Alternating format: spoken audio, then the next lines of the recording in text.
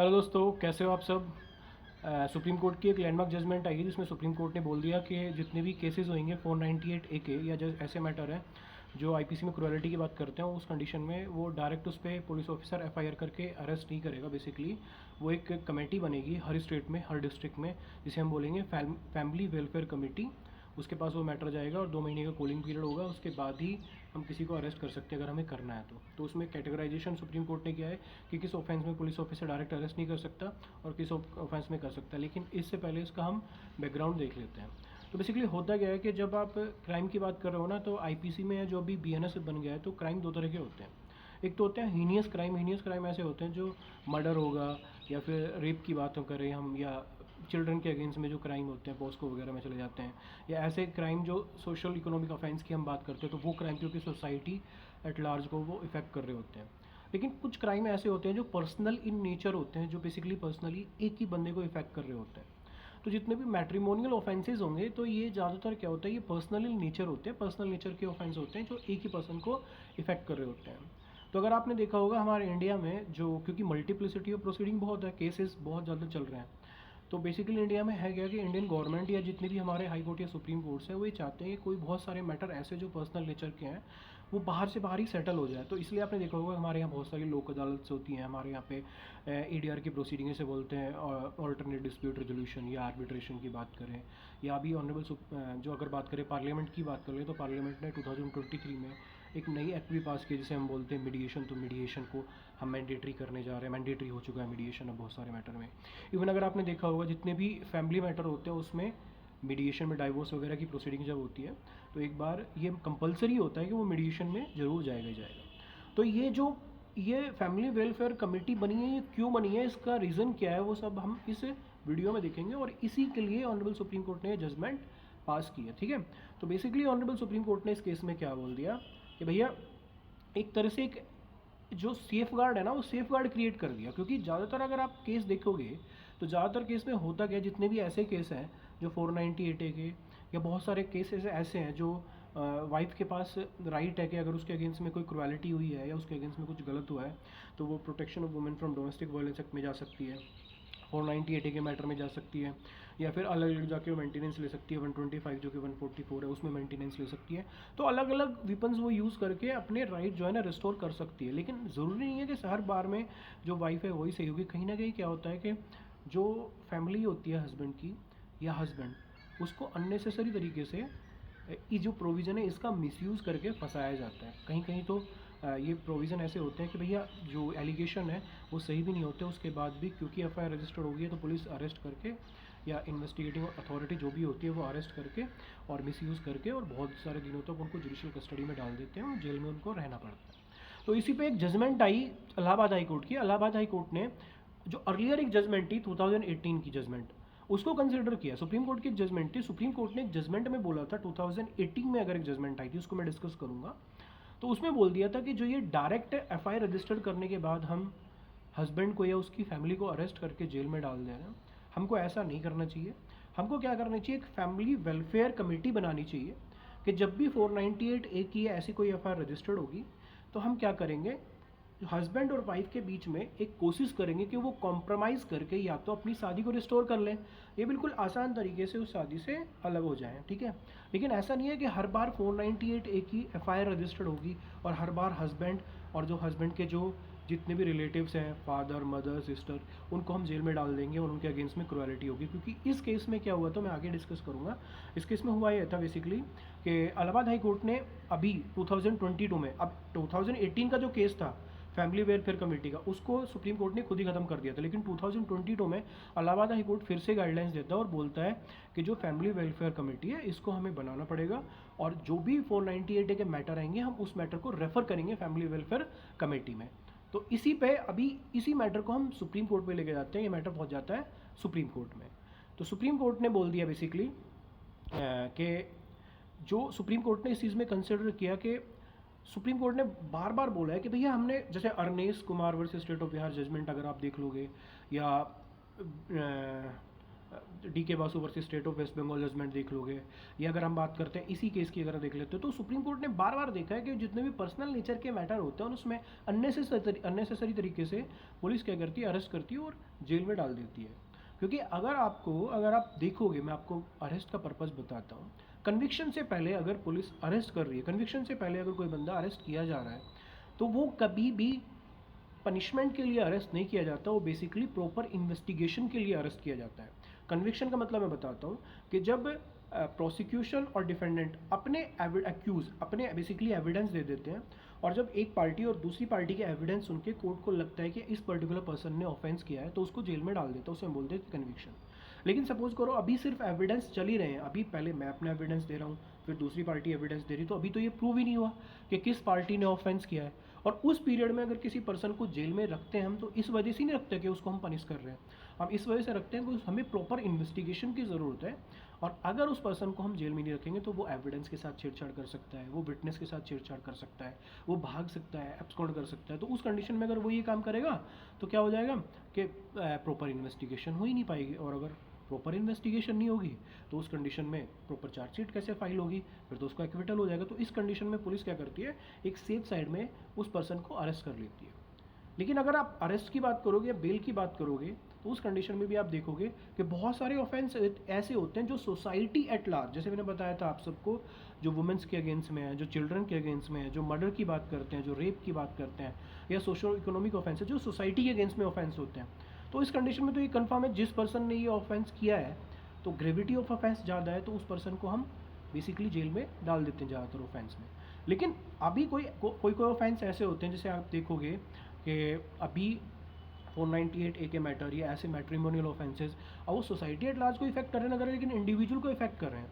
अब क्योंकि एक इंडिविजुअल इससे इफेक्ट हो रहा है, तो उसकी ग्रेविटी ऑफ ऑफेंस जो है ना, हीनियस क्राइम की नहीं है, वो सिंपल क्राइम है बेसिकली।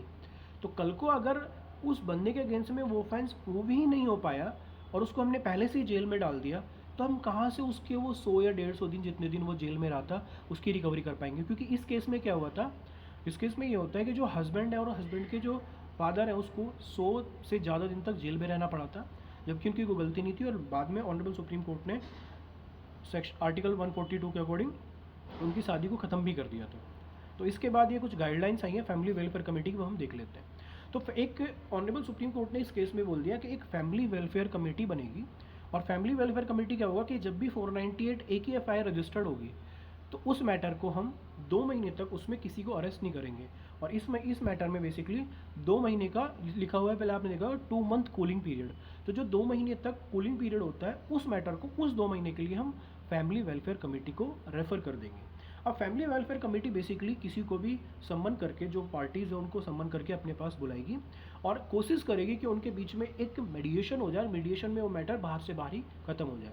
लेकिन अगर फैमिली वेलफेयर कमेटी को ये लगता है कि ये मैटर बाहर से ख़त्म नहीं हो सकता, तो वो अपनी बेसिकली रिपोर्ट सबमिट कर देगी मजिस्ट्रेट को। तो 2 महीने तक ये तो कंफर्म है कि आज के बाद, अगर इस जजमेंट के बाद 498A में कोई भी अगर केस, ये जो क्रुएलिटी का भी नया सेक्शन आया है जो IPC में section 82 I think, sorry BNS में वो देख लेंगे अभी हम थोड़ा सा, 498 तो मेरे को पता है।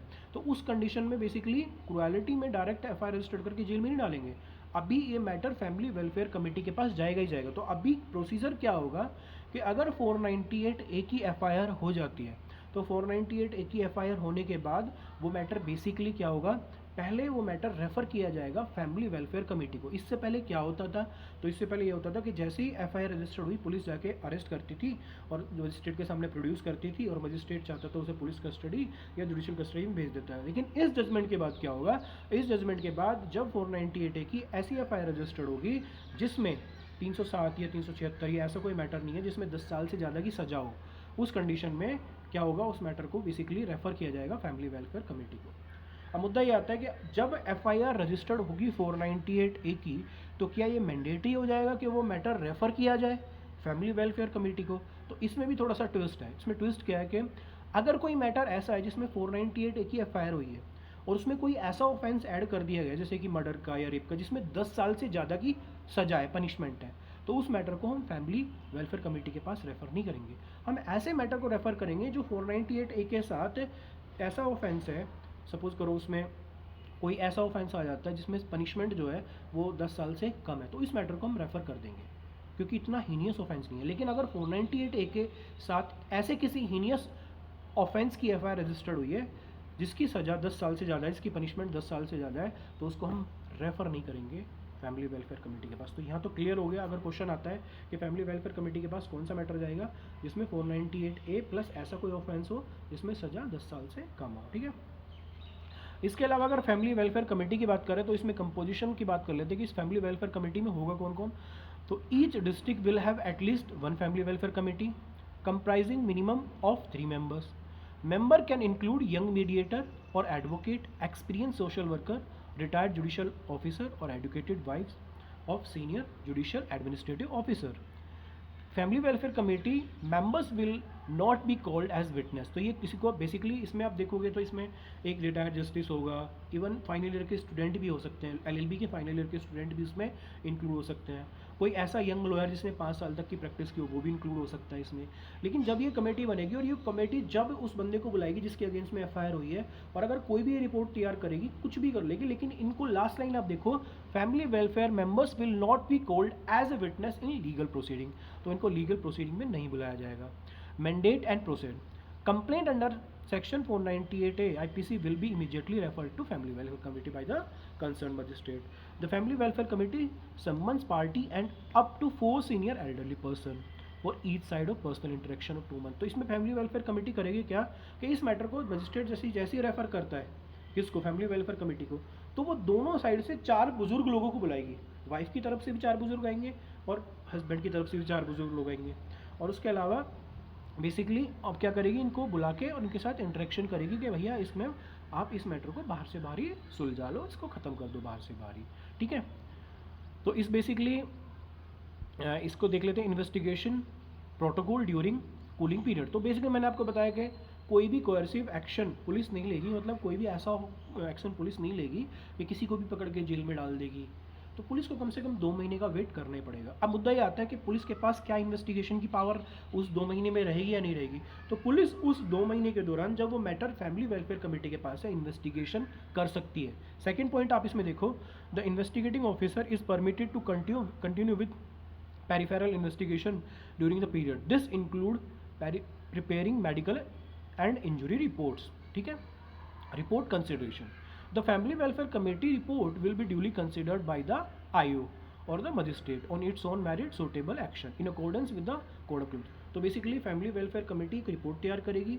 जब वो 2 महीने में वो रिपोर्ट तैयार कर रही होगी, पुलिस भी साइमल्टेनियसली इन्वेस्टिगेशन कर सकती है, ये उसको परमिशन है। वो अरेस्ट नहीं कर सकती लेकिन इन्वेस्टिगेशन कर सकती है। अब फैमिली वेलफेयर कमेटी की जो रिपोर्ट है वो आईओ के पास भी जाएगी और मजिस्ट्रेट के पास भी जाएगी और वो उसे कंसीडरेशन में ले सकते हैं। मतलब वो देख सकते हैं कि जो 4 लोग आए थे या हस्बैंड या वाइफ ने क्या स्टेट थी फैमिली वेलफेयर कमेटी में, तो उसके बेस पे भी वो डिसीजन ले सकते हैं, ठीक है।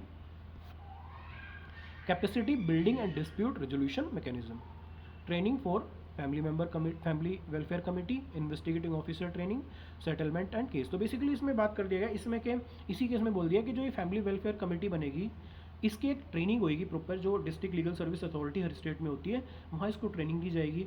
ऐसे जो इन्वेस्टिगेटिंग ऑफिसर है, जिस इन्वेस्टिगेटिंग ऑफिसर जो आईओ है उसके पास 498 के मैटर आएंगे तो उसको ट्रेनिंग दी जाएगी बाकायदा, उसको बताया जाएगा कि ये इतने हीनियस ऑफेंस नहीं है, ये पर्सनल कैपेसिटी के ऑफेंस है, तो इस कंडीशन में आप डायरेक्ट एफआईआर करके इसको जेल में नहीं डालोगे या इसमें प्रॉपर इन्वेस्टिगेशन करोगे। तो आप कैसे इन्वेस्टिगेशन करोगे, क्योंकि ये फैमिली मैटर है तो उस कंडीशन में आपको वैसे ही पूछताछ करनी चाहिए, वैसे इन्वेस्टिगेशन करनी चाहिए।